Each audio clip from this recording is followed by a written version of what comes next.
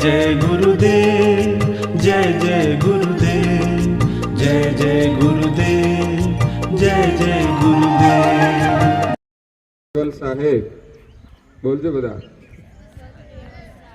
भारत माता की जय, भारत माता की जय, वंदे मातरम, वंदे मातरम, इनकलाब जिंदाबाद, इनकलाब, जिंदाबाद, जय जवान, जय किसान, जय जवान, जय किसान।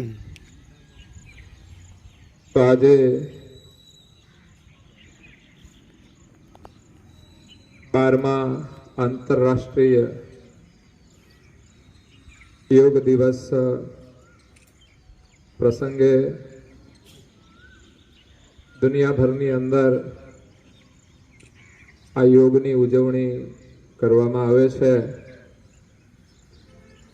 જે યોગ આપણા ઋષિમુનિઓએ સાધના કરી અને વિશ્વને આપ્યો છે, જે યોગ ગુફાઓની અંદર ગુપ્ત હતો, એને આપણા દેશના સ્વામી રામદેવજી મહારાજશ્રીએ અથાગ પ્રયત્ન કરી ભારતભરની અંદર જાગૃતિ લાવી અને મેદાનની અંદર પ્રસ્તુત કર્યો। એટલે વિશ્વની અંદર જાગૃતિ આવી છે, આપણા દેશની અંદર પણ જાગૃતિ આવી છે અને આપણા ગામની અંદર પણ જાગૃતિ લાવવાની જરૂર છે। ખરેખર તો આ યોગ માત્ર ઉજવણી પૂરતો સીમિત ન રહેતા આપણા જીવનનો એક હિસ્સો બનવો જોઈએ, આપણા પરિવારનો હિસ્સો બનવો જોઈએ, જેથી દરેકનું સ્વાસ્થ્ય સારું રહે અને સાથે સાથે એકતાનું પ્રતીક છે યોગ। એટલે આપણા પરિવારની અને સમાજની પણ એકતા બને તો આપણું શરીર સ્વસ્થ રહે મહત્વનું છે। જેમ આચાર્યશ્રીએ કહ્યું કે ખલુ ધર્મ સાધનમ, શરીર માધ્યમ ખલુ ધર્મ સાધનમ। કોઈ પણ કાર્ય કરવાનું માધ્યમ એ શરીર, સ્વસ્થ શરીર છે। એટલે પહેલી ચિંતા આપણે બધાએ શરીરની કરવી જોઈએ। આપણે બેઠા હોઈએ તેમ લાગવું જોઈએ કે આપણે સ્વસ્થ છીએ। ઘણી વાર લોકો બેઠા હોય તેમ લાગે કે ગરડા થઈ ગયા છે, બીમાર છે। આપણામાં સ્ફૂર્તિ હોવી જોઈએ। માત્ર શરીર સ્વસ્થ જ નહીં પણ મજબૂત પણ હોવું જોઈએ। આજે લોકો મજબૂતી માટે જીમમાં જાય છે, જરૂર નથી જવાની, પૈસા ખર્ચવાની। મફતની અંદર યોગ કરીને આપણે શરીરને સ્વસ્થ રાખી શકીએ છીએ। અહીંયા જે યોગ કરાવવામાં આવ્યો એક બધાથી થઈ શકે એવો સામાન્ય યોગ છે, એટલો બધો કઠિન યોગ કે આસન નથી। તમે જુઓ તો આપણા જ દેશના બાલક બાલિકાઓ કઠિન યોગ પણ કરે છે। આજે ટીવીના માધ્યમથી જે બાળકો વિશેષ યોગ કરે છે એના શરીર જુઓ તો તમે બિલકુલ બેન્ડ વળી જાય। તો આપણે આપણાથી નોર્મલ યોગ તો થવો જ જોઈએ અને આપણે રોજ કરવો જોઈએ। અને એમાં ટૂંકામાં ટૂંકો યોગ એ સૂર્ય નમસ્કાર આપવામાં આવ્યા છે, જેની અંદર બધા આસનો થઈ જતા હોય છે અને પ્રાણાયામ પણ થાય છે। પરંતુ આપણી પાસે યોગનું જ્ઞાન હોવું જોઈએ અને જ્યારે જરૂર પડે એ સમસ્યાનું નિવારણ, રોગને દૂર કરવા માટે એનો આધાર લેવો જોઈએ, નહીં કે દવાઓનો આધાર। દવા તો જ્યારે વધારે રોગ થઈ જાય વૈકલ્પિક રીતે એનો ઉપયોગ કરવાનો હોય છે। આપણે જો જીવનમાં દરરોજ યોગ કરીએ તો લાગે છે કે આપણે બીમાર જ નહીં પડીએ। સ્વામી રામદેવજી એનું પ્રગટ ઉદાહરણ છે। એટલે યોગ કર્મસુ કૌશલમ, કુશળતાપૂર્વક કાર્ય કરવું એ યોગ છે। તો આપણું શરીર સારું હોય તો જ આપણે બધા કાર્યો કુશળતાથી કરીએ છીએ, નહીં તો અહીંયા કે હાથ ઊંચો કરો તોય લોકો ઊંચો કરતા નથી। તો આપણામાં કાર્ય કરવાની કુશળતા હોવી જોઈએ। શું કાર્ય કરવું છે, કેવી રીતે કરવાનું છે, યોગ્ય રીતે થવું જોઈએ। આપણે બેઠા હોઈએ તો સીધા ટટ્ટાર બેસવું જોઈએ। એટલે યોગ એટલે જોડાણ છે। તો ત્રણ પ્રકારનો યોગ છે। એક તો આપણા શરીરનો યોગ, બીજો મનનો યોગ અને ત્રીજો છે આત્માનો યોગ. શરીરનો યોગ શું છે? આ યોગ કરવાથી શરીરની અંદર જે આરોગ્યનો વિયોગ થયો એટલે રોગ થયો છે, તો રોગમાંથી આપણને આરોગ્યની એકતા મળે છે. આરોગ્ય સાથે આપણો યોગ થાય છે. તો રોગની અંદર સુખ નથી, એટલે નિરોગી થવા માટે આ શરીરનો યોગ છે. બીજો છે મનનો યોગ. શરીર આપણું સારું તો મન શાંત રહે છે, અને પ્રાણાયામ કરવાથી પણ મન શાંત થાય છે. પ્રાણાયામ બધાએ કરવા જ જોઈએ. અનુલોમ વિલોમ તો 2 મિનિટ, 3 મિનિટ, 5 મિનિટ કરવો જોઈએ. ભ્રામરી પ્રાણાયામ પણ કરવો જોઈએ બાળકો માટે. અને ઓમકાર પ્રાણાયામ છે એ મુખ્ય છે, જે અભ્યાસની અંદર પણ એકાગ્રતા લાવે છે. યોગ માત્ર શરીરનું સ્વાસ્થ્ય નહીં, પણ આપણી અંદર એકાગ્રતા વધારે છે. અને ભણવાની અંદર સફળતા માટે એકાગ્રતા મહત્વપૂર્ણ છે. ભણ્યા પછી પણ કાર્યની કુશળતા માટે બધા લોકો સરખું કામ નથી કરી શકતા. કાર્ય કરવાની કુશળતા હોય એટલા જ એ આગળ વધે છે. તો મનનો યોગ છે.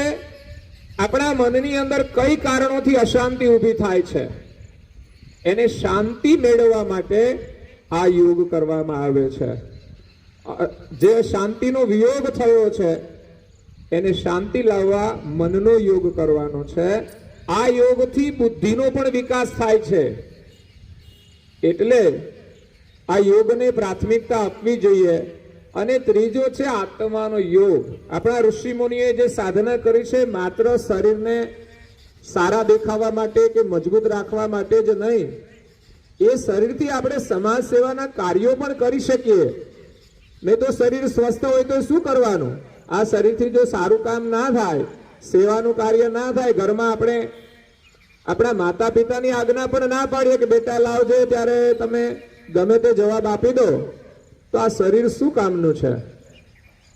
એટલે સ્વસ્થ શરીર દ્વારા આપણે વધુ કાર્ય કરી શકીએ. જેનું ઉદાહરણ આપણા દેશના પ્રધાનમંત્રી છે, જે એમ કહેવાય છે કે 18 કલાક કામ કરે છે, 6 કલાક જ આરામ, 18 કલાક કાર્ય કરવાનું.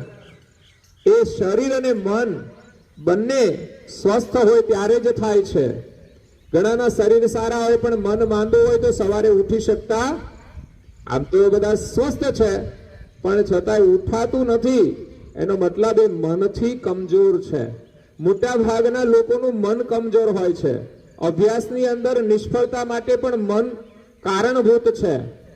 એટલે હંમેશા આપણા મનને આપણે મજબૂત કરવું જોઈએ. અને આત્માનો જે યોગ કરવાનો છે એ પરમાત્મા સાથે. આપણા જીવનની યાત્રા, માનવ જીવન મળ્યું છે એ આપણા આત્માની ઓળખ કરી અને પરમાત્મા સાથે એકતા કરવા માટે. આ કોઈ સાધારણ કાર્ય નથી. એટલે શરીરના અને મનના યોગથી માંડી બુદ્ધિ યોગ કરી અને આપણે આત્માનો યોગ કરવાનો છે. તો આજે સરસ રીતે બધા બાળકોએ જે થોડો યોગ કર્યો છે, હજુ ટ્રેનિંગની જરૂર છે અને રોજ જીવનમાં અપનાવવું જોઈએ. સૂર્ય નમસ્કાર તો તમે કરો જ.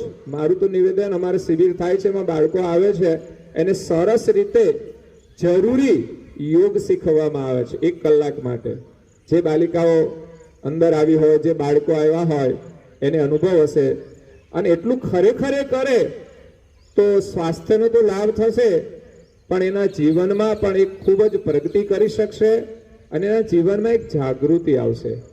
એટલે અવશ્ય આપણે યોગ કરવો જોઈએ. સમસ્ત વિશ્વને આ સંદેશ આપ્યો છે યોગનો, કે જેના દ્વારા શરીર મન માણસનું સ્વસ્થ બને છે, એનું જીવન પણ સુખી બને છે. તો આજે આપ સૌને ખૂબ ધન્યવાદ છે. જે આપણે સંકલ્પ કર્યો ને એ ખાલી કરવા પૂરતો નથી, દ્રઢ મનથી કરવું જોઈએ. હું આટલું કરીશ. એકવાર તમે દ્રઢ મનથી જે કાર્ય કરશો, એક સામાન્ય કાર્ય હશે પણ મહત્વ છે તમારા સંકલ્પ અને દ્રઢતાનું. જો તમે એક નાનકડું કાર્ય કરવામાં પણ નિષ્ફળ ગયા તો સમજવામાં ભવિષ્યમાં તમે જે કંઈ કામ કરશો ને એ સફળ નહીં થઈ શકો. આજે તમે સંકલ્પ કરો અને દ્રઢતાપૂર્વક કરો, એ ભવિષ્યમાં દરેક કાર્યની અંદર સંકલ્પ અને દ્રઢતા તમને ઉપયોગી થશે. આ કોઈ સામાન્ય કાર્ય નથી કે ખાલી અહીંયા કરાયું એટલે કરી લેવાનું, પરંતુ આમાંથી શીખવું જોઈએ. જરૂરી હોય આપણે કરવું જોઈએ.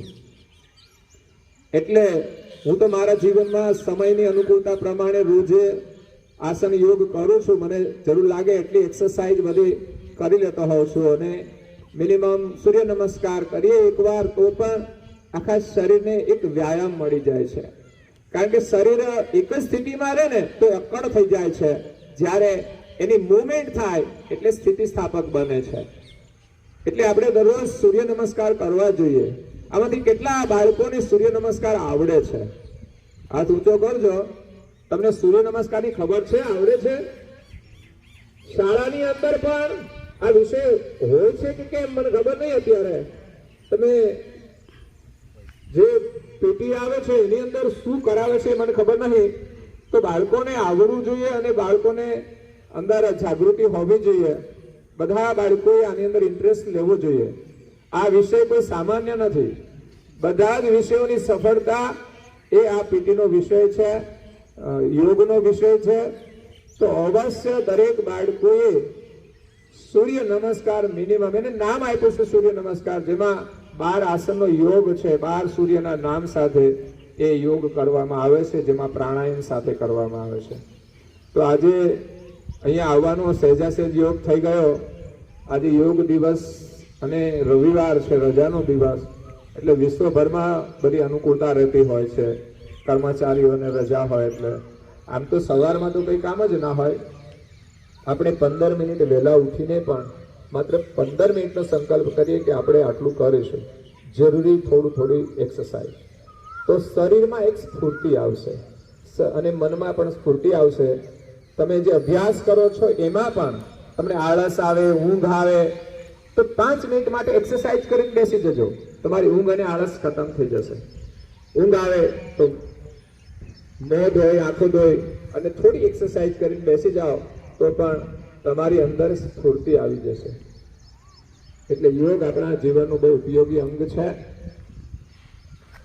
આજે આવવાનો યોગ થયો એ પણ સૌભાગ્ય છે. આમ તો પહેલી વાર આ યોગ દિવસે આવવાનું થયું છે, નહીં તો હું મારી રીતે એવી સ્ક્રીન જોતો હોઉં છું, બધા યોગ કેમ કરે છે, અને મારી રીતે હું પાછું બધું કરતો હોઉં છું. તો આજે ખાસ એક આવવાનો યોગ તો એ રીતે થયો છે કે મારી ઈચ્છા હતી કે જે બાળકો આ શાળાની અંદર, જે ક્લાસની અંદર પ્રથમ, દ્વિતીય અને તૃતીય સ્થાન પર ઉત્તીર્ણ થયા છે, એમને અમે કરુણાસાગર મંદિર તરફથી જે બાળકો માટે, એની સેવા માટે ચોપડાઓ છપાવીએ છીએ કે જેમાંથી એને રાહત દરે ચોપડા મળે. લગભગ 35 રૂપિયાનો ચોપડો આપણને આ વર્ષે 21 રૂપિયામાં આપીએ છીએ. એમાં દાતાઓનો સહયોગ પણ છે અને શાળાઓના શિક્ષક ભાઈ બહેનોનો પણ સહયોગ છે, જેની નામાવલી અંદર મૂકેલી હોય છે. બધાને ખૂબ ધન્યવાદ આપીએ છીએ કે સામાન્ય પરિસ્થિતિના બાળકોને આપણે થોડી સેવા આપી શકીએ, સહયોગ આપી શકીએ. 50,000 ચોપડા અમે છપાઈએ છીએ તો 15 રૂપિયાનો ફાયદો આપણને દાતાઓ સાથે થાય છે. બાકી તો મિનિમમ 10 રૂપિયાનો ફાયદો ગણીએ તો 5 લાખનો ફાયદો આપણે સીધો છપાવવામાં અને મેનેજમેન્ટમાં, જ્યાં અમારા રાજુભાઈ અને બીજા 2-4 ભાઈઓ છે એ બધું સંચાલન કરે છે, એટલે કાર્ય સફળ થાય છે. એ 5 લાખનો ફાયદો આપણે કોઈને આપી ના શકીએ 5 લાખ, પણ આ કાર્યથી એક સેવાનો લાભ મળે છે. અને દાતાઓ જે સેવા આપે છે એ સાથે એ 7.5 લાખ રૂપિયા જેટલી સેવા બાળકોને મળે છે. એટલે આ પૈસા તમને લાભ થાય એનું મહત્વ એ છે કે પૈસાનો દુર્વ્યય નહીં કરવો જોઈએ. પછી તમે ગમે ત્યાં પડીકીઓ ખાવામાં કે ગમે ત્યાં મોજ શોખમાં ઉડાડી નાખો, એવું ના હોવું જોઈએ. પૈસાની ગણતરી કરશો તો જ પૈસા તમારી પાસે આવશે અને રહેશે. જે લોકો આજથી જ પૈસાનો વ્યય કરે છે એની પાસે કદાચ પૈસા આવશે તો પણ ટકશે નહીં અને એનું જીવન બરબાદ થઈ જશે. આ કોઈ સામાન્ય વાત નથી. હું તો એમ કહું, સરકારે આદેશ કર્યો છે કે અત્યારે વિશ્વ યુદ્ધ ચાલે છે તો આ કામ વગરની ગાડીઓ પણ ચાલવી ના જોઈએ. આ તો અહીંથી આટા માર્યા કરો, ઘડી કઈ જરૂર ના હોય તો રિસર્ચ પડી છે ત્યાં મૂકી રાખો અને એમાં ચાલીને જાઓ, એ યોગ થશે. આ તો પ્રદર્શન માટે લોકો ફરતા હોય એમ ગાડીઓ લઈને ફરતા હોય. તમે કમાઓ પછી તમે વાપરો અને દેશની પરિસ્થિતિને અનુસૃત પણ આપણે કામ કરવું જોઈએ, નહીં તો એ સમસ્યાઓ આપણા દેશમાં જ આવશે, આપણા જીવનમાં જ આવશે. એટલે આજે બાળકોને ખાસ આ ચોપડા જે પ્રથમ, દ્વિતીય અને તૃતીય શ્રેણીમાં ઉત્તીર્ણ થયા છે એમને એક ડઝન ચોપડા અભ્યાસ માટે એક પ્રોત્સાહન રૂપે અમે આપવાના છીએ કે તમે ખૂબ આગળ વધો. તમારા સન્માન રૂપે આપવાના છીએ, કારણ કે જે વિદ્યાર્થીઓ આગળ વધે છે, મહેનત કરે છે, એમનું આદર અને સન્માન થવું જોઈએ. એટલે આજે એક તમારી જરૂરી વસ્તુ આપીને અમે તમને પ્રોત્સાહિત અને સન્માનિત કરીએ છીએ. અને તમામ બાળકોને શુભકામનાઓ છે. તમે ખૂબ મહેનત કરો અને શિક્ષણ ક્ષેત્રે આગળ વધી અને કાર્યક્ષેત્રની અંદર પણ આગળ વધી તમે તમારા પરિવાર માટે, આપણા દેશ માટે એક આદર્શ બનો. તો આ સાથે આપ સૌને ખૂબ ખૂબ પરમ ગુરુ કરુણાસાગર મહારાજના આશીર્વાદ છે, શુભકામનાઓ છે. સત કેવલ સાહેબ. ભારત માતા કી જય. ભારત માતા કી જય.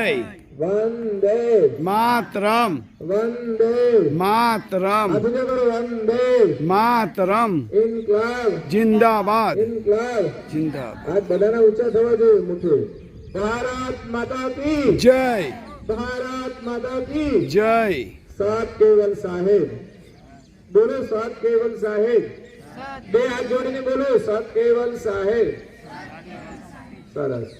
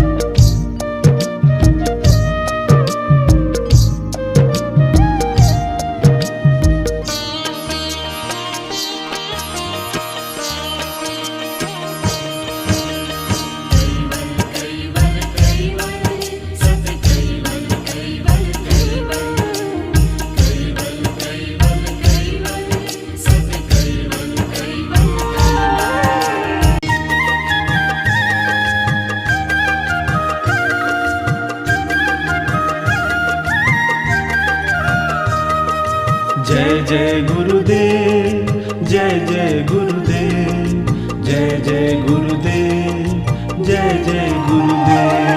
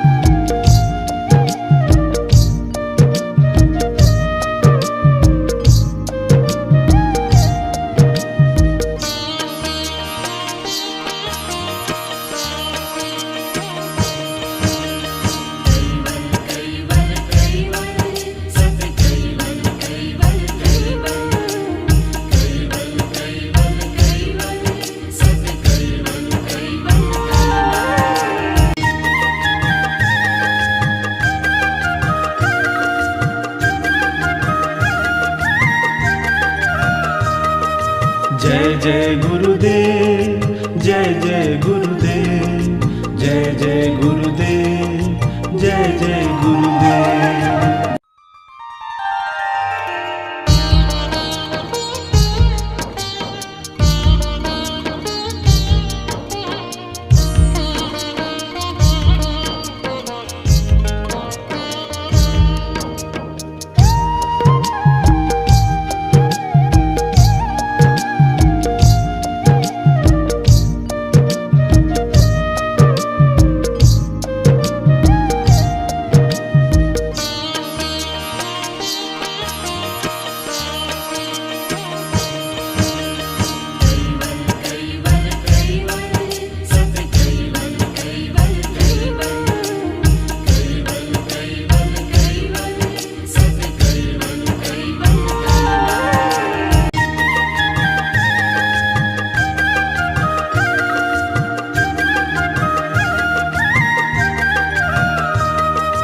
जय जय गुरुदेव जय जय गुरुदेव जय जय गुरुदेव जय जय गुरुदेव।